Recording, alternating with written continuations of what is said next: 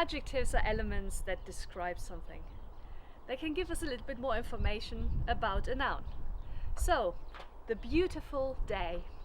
Day is a noun and beautiful is an adjective. Beautiful tells us more about what type of day we're dealing with. It describes the day.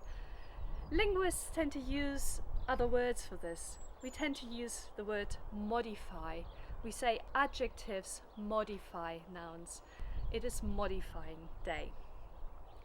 Okay, so adjectives like beautiful can appear together with a noun in a so-called noun phrase to modify the noun, to describe and tell us a little bit more about the noun.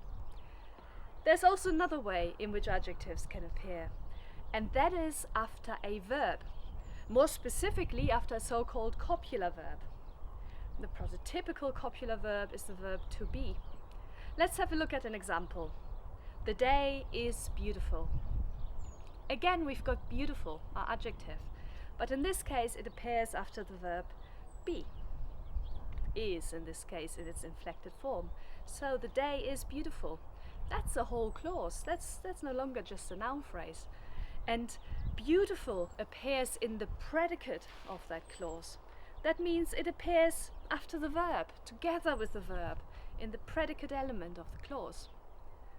Now, linguists tend to call this use of adjectives predicatively used adjectives.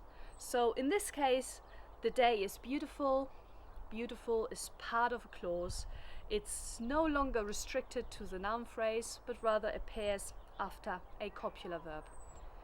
There are other copular verbs, like, for example, appear or seem. The day seems beautiful. Okay?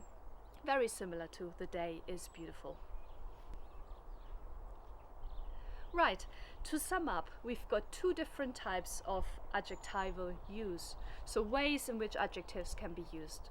The first one is within a noun phrase, appearing directly together with a noun, such as the beautiful day, the black cat, the black and white cat. In this case, the adjectives appear together with a noun within a noun phrase. The other type of adjectival use is within a clause, within the predicate of a clause. So, the day is beautiful. The cat is black. Okay? In those cases, the adjectives appear after a copular verb.